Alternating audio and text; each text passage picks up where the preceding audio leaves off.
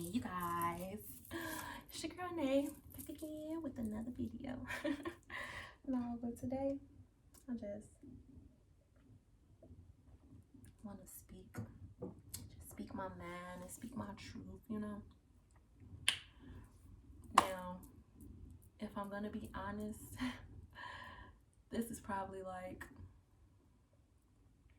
the umpteenth time I recorded this video. I've actually been recording this video for like a week now, yeah. Or at least I started a week ago. So if you go through my camera roll right now, you're gonna see like strolls. Just keep strolling. You're gonna see a lot of videos of me trying to get this point out to y'all. So I had decided back then, like, yeah, I'm just gonna wait on it. I'm not gonna stress it because I don't be liking my videos to seem like rehearsed type thing. Like I be liking y'all to feel me type thing. Like, and you can only feel a person when like it's real, it's genuine. So even when I be recording this stuff, it'll be like right off top of the head, or even if I'm looking at notes, I got my notebook, like it'd be something that I wrote like right within that moment type thing, right before recording it. But I was laying in bed last night actually, and I was watching this show, Teen Mom. I don't know if y'all watch it, but yeah.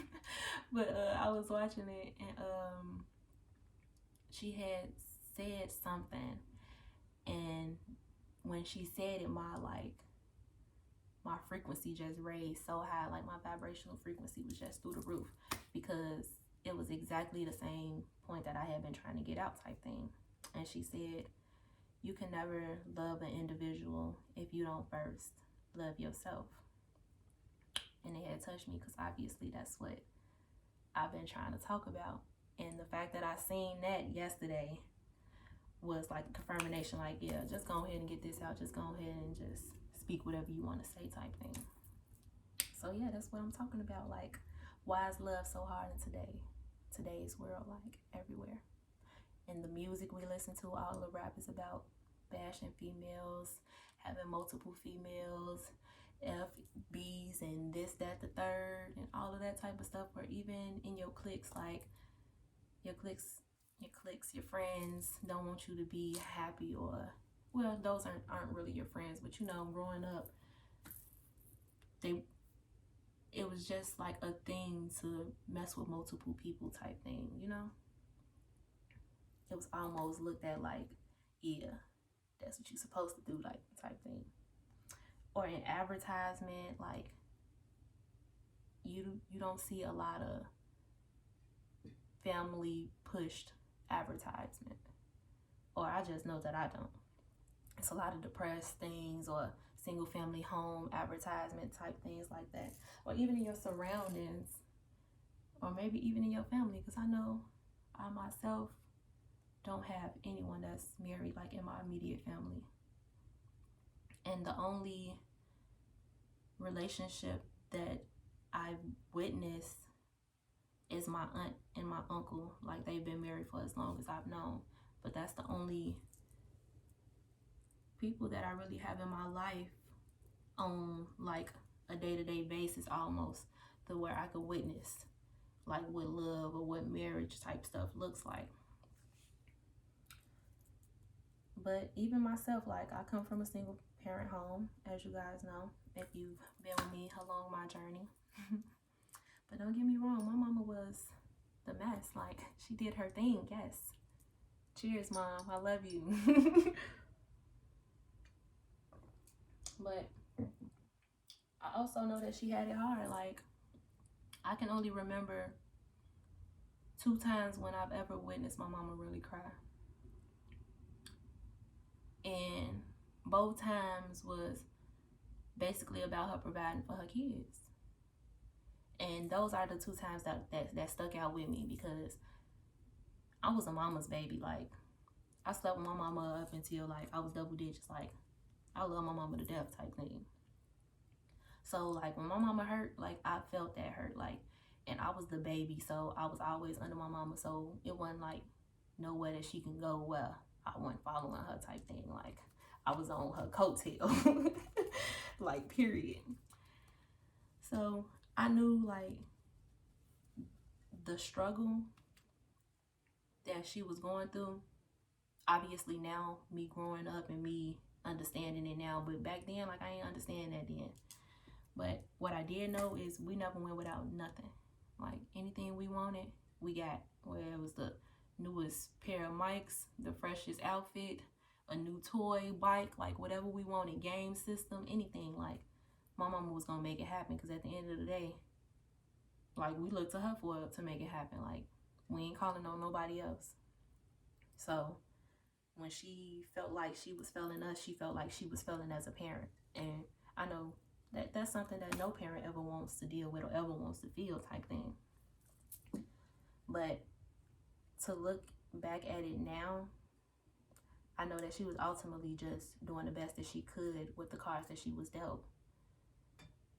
Like, don't get me wrong, my childhood, my upbringing was great. Like, great.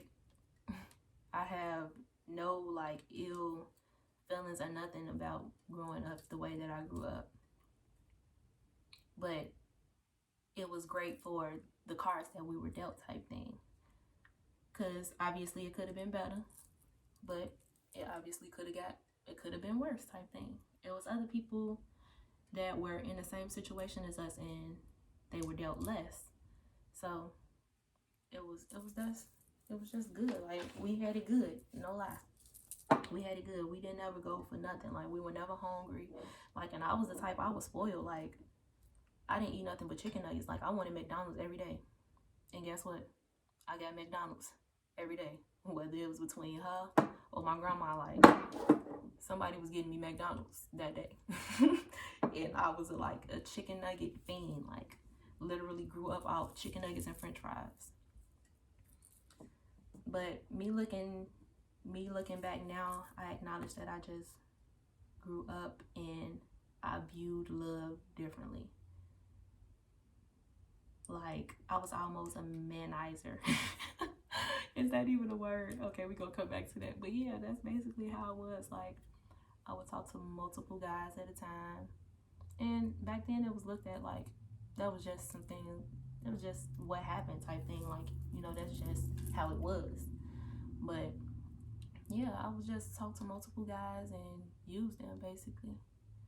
And yeah, although I did want love and I was trying to get love from those situations, I could never grasp it because, like I said, I never witnessed it. Like, I didn't know what it looked like. I didn't know what it felt like. I didn't know how to even, like, get it type thing.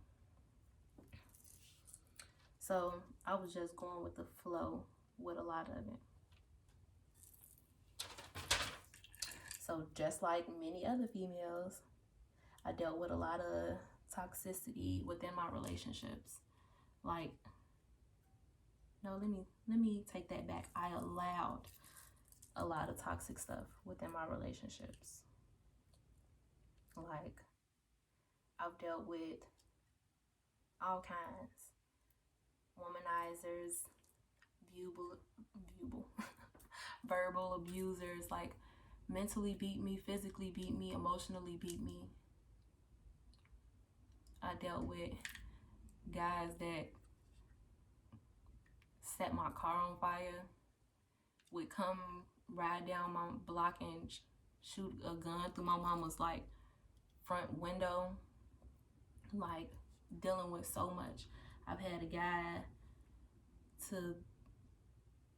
that had me scared to the point where I would act a certain way, or I would be a certain way, or I wouldn't do certain things just in fear of the repercussions.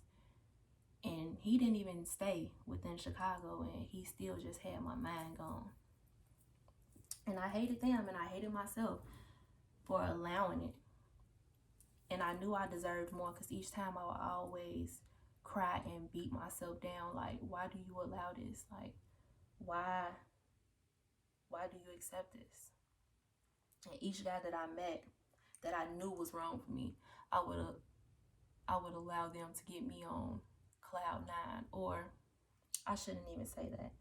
I should say I was so vulnerable that I would allow them to put me on cloud 9.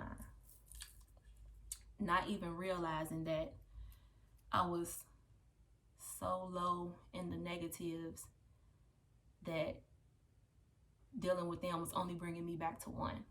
And back to one was just me acknowledging my worth. And I knew I was acknowledging my worth because, like I say, I would ask myself, like, why do you allow this? Why are you doing this to yourself? Like, you know you deserve better. You know you can get better. You know you can do better. And even if you just got to do it by yourself, like, you know, doing it yourself, it would be better than being here with this individual that obviously doesn't love you. But I was so young, and I just wanted love. I didn't care what it looked like. I didn't care how it feel. I didn't care how it hurt me, how it beat me down. Like, I didn't care the wounds that it left on me. And even though I would like put a band-aid on it and cover it up and say like I'm okay, like ultimately that was like building blocks for the foundation that I was building for myself. So I was so low and negative on the self-esteem that I had for myself that I would allow them to break me down and constantly break me down and constantly break me down. Because like I say, every guy that I dealt with that was wrong for me, I knew they was wrong for me, because I would always tell myself like, yeah, this ain't no guy that I should even be messing with. And I would still proceed to mess with that person. And a lot of people would be like, you know better, this, that, and the third. But yeah, you know better, and sometimes you still go after what you know. Like, I know better. I obviously know that I deserve better and this, that, the third, but this is what's presented to me. So if me being me, or if just a person being an individual in general, them being them, they're going to always go for what they used to, as opposed to opening this door and not knowing what you're going to get. Like, I can open this door and get something worse than that. So I would rather deal with this, because at least I know with this, I already know what I'm getting myself into. I already know what I have to deal with. I already know the mind frame that I have to be in to even mentally deal with this. So that was just the rabbit hole that I was just going down.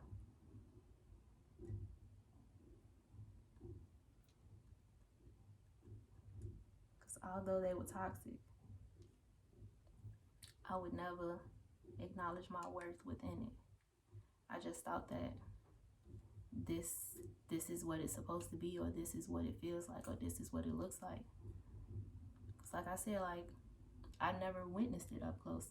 And although that is an excuse, but it's not an excuse. Because like I say, I was dealing with this and I knew better. So it was like I was doing it to myself. But now that I look back, I know that Most High put you in situations for you to learn things. Like, and obviously, when you ain't learned nothing in the 3rd grade, they flunked you and you repeated it and you learned something, right? And you ain't flunked no more, right? Okay, so life is just the same way. You keep repeating that same cycle with a different face or a different title, but it be the same scenario up until you learn and you pass it.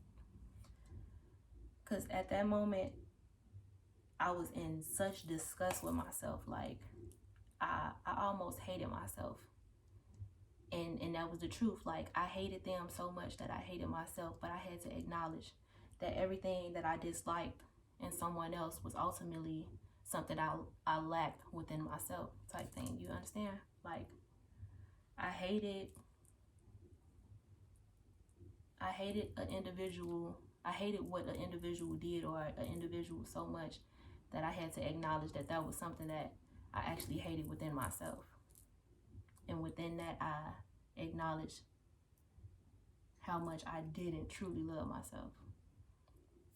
So after dealing with one of the most toxic relationships I ever dealt with as a teenager, and like getting your feet really wet into the relationship pool, like, I had just went on a hiatus and I didn't date or like really mess with nobody for like 2 years. And then the guy that I started dating after that, like, I was on a different wave. So I just went for a different frequency in people. Like, I grew up on the west side of Chicago, so obviously, you know, on the west side of Chicago, the pool of people that you have, like, it's all street niggas, basically street niggas. So the relationship that I got in after that, he was the total opposite. Like, he ain't have a street cred in his body type thing. Like, he was super, like, book smart. Like, he went to school, got his bachelor's degree, like, at a young age type thing. Like, became an RN at a young age type thing. Like, and he had opened my eyes just to me being really me, like, to acknowledge how a female is supposed to be treated. Or he would bring me flowers every week type thing, or we would go horseback riding, or go to the beach and have picnics, or he would plan picnics, or he'd come pick me up from work and he'd have like huge teddy bears and flowers, or I get home from school or something and he'd have like Victoria's Secret bags, Bath and Body Work bags, and he would have went to Walgreens and got a picture of us made and framed it, and it'll be sitting on my bed type thing. Like, this is stuff that I've never experienced, like, ever. Like, I've never even witnessed it. Like, I was young when my mama and my daddy got a divorce, so I never witnessed my daddy really like love my mama, like loving on my mama and nothing. Like, I don't even remember them like ever even kissing in front of me. By the time that I was able to like really rationalize what was going on, the first memory of my mom and my daddy together was really them getting a divorce. So when he came around and he started doing all of these things that I wasn't used to, it was like, okay, I'm in love type thing. Even though like I knew that I really wasn't, because I can say that now, because even when we started dating, I didn't want to be exclusive with him. Like, and he had basically gave me an ultimatum, like, you be with me or basically I'm just like not gonna be messing with you at all type thing. And like I say, he was somebody so different that I've never experienced before, that it was like I wanted that. I wanted to be around that. I wanted to experience that type thing. But obviously we didn't work out. And it was just different views. Like, he thought a man was supposed to be something other than what it was, and I just wasn't happy within the relationship. Like, there was infidelity, people was cheating. He cheated, I did things back. He was sneaky, he was conniving, like, but it was just like a relationship that I never had, so I just like tried my best to make it work. And then we ended up moving in, like getting our own place together, because during this whole time we had been staying together anyways. But we ended up getting our own place, and within a matter of, I want to say 3-4 months, like everything just came down like hard, like to the point where I got an eviction on my record. Obviously, I told you I had the car, the cell phone, all of that type thing. Like, and we could never agree to disagree. It was just so much going on, and we just weren't for each other, and we was really forcing it. And that's why things came down as hard as it did, because it was forced. So after him, I took another little hiatus.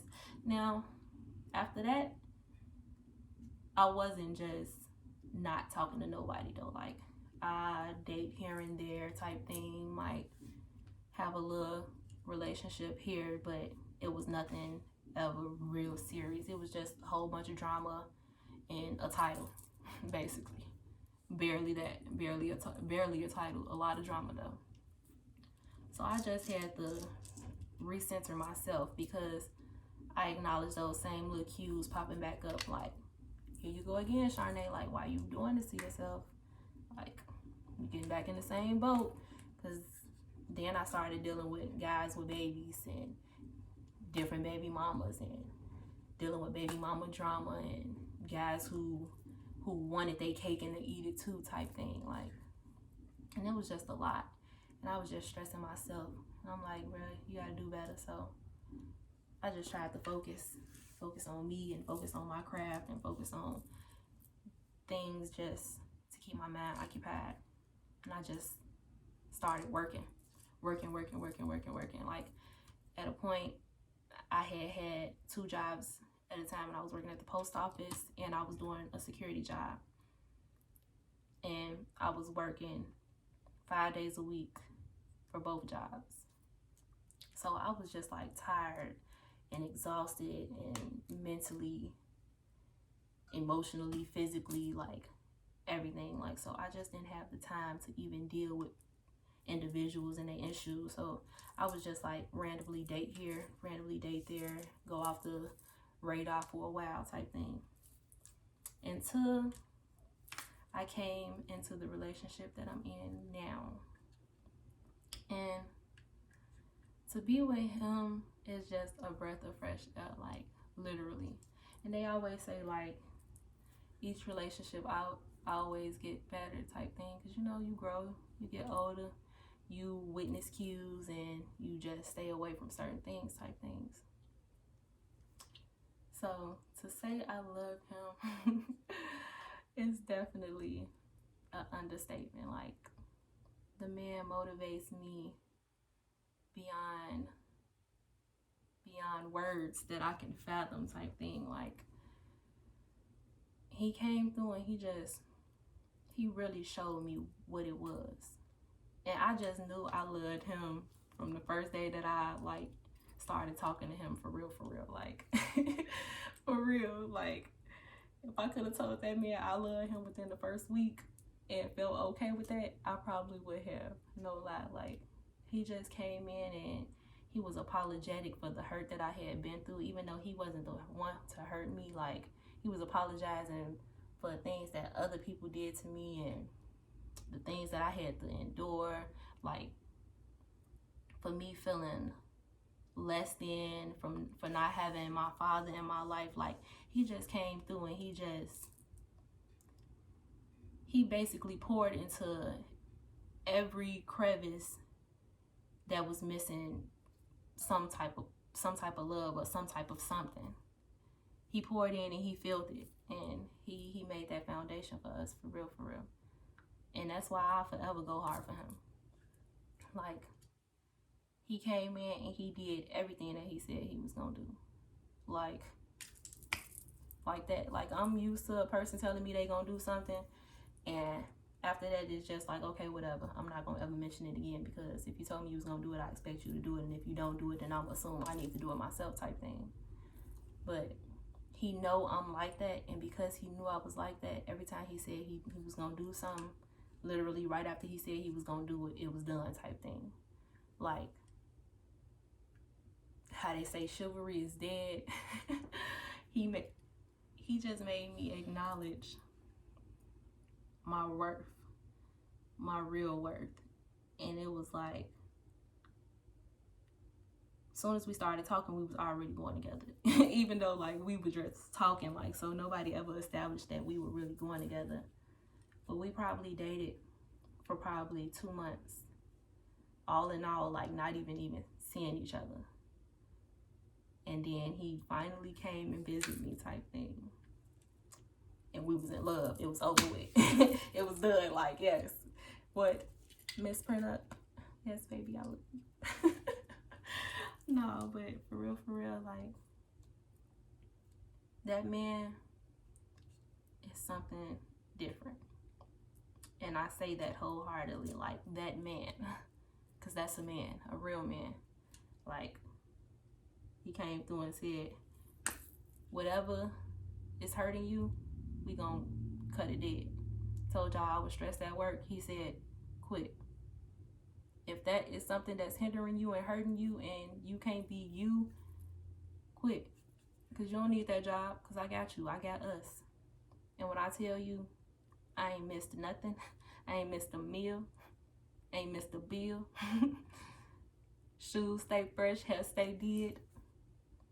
I mean, but that's just the small stuff. But mentally, he has done so much more. Like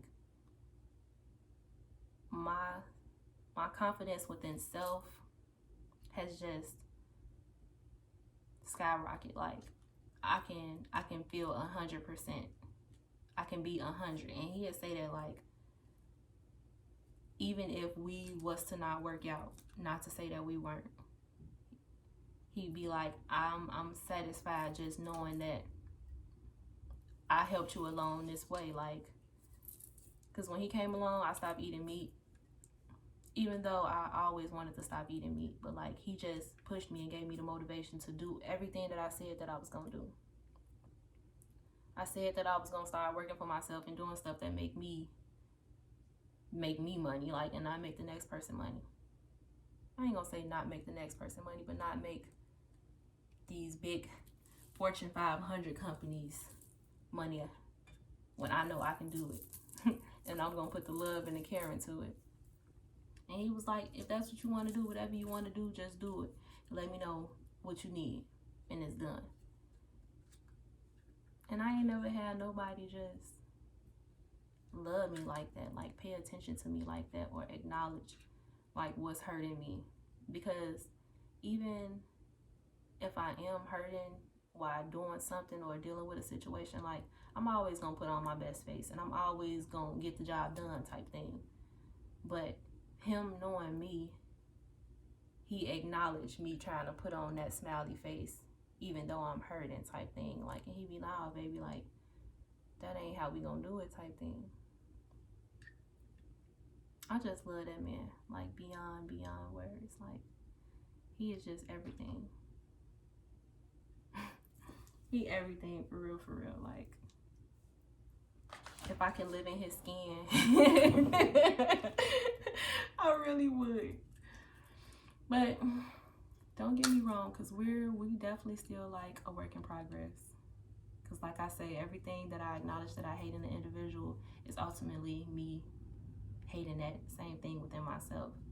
And our communication skills aren't the best. And I basically try to put that on him. But I have to acknowledge that what I hate in another individual is ultimately something that I lack within myself.